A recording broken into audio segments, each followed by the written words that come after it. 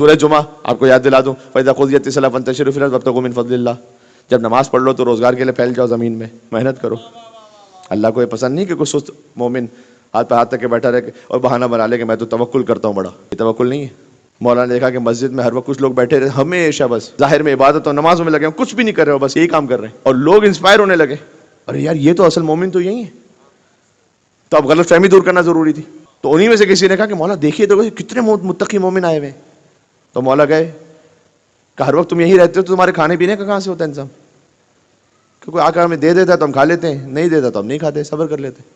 امام نے کہا کوفہ کے کتے بھی یہی کرتے ہیں، کوئی دیتا ہے تو کھا لیتے ہیں، ان کو نہیں دیتا تو نہیں کھاتے. تم کون ہو؟ تم خود کیوں نہیں محنت کرتے؟ ہر چیز کا ایک وقت ہے. مجلس بھی ضروری ہے، ماتم بھی ضروری ہے، اور عبادت بھی ہے، اور اس کے حلال وہ بھی عبادت ہے. ہاں جی، اس کے لیے بھی ایک محنت اور ایفرٹ.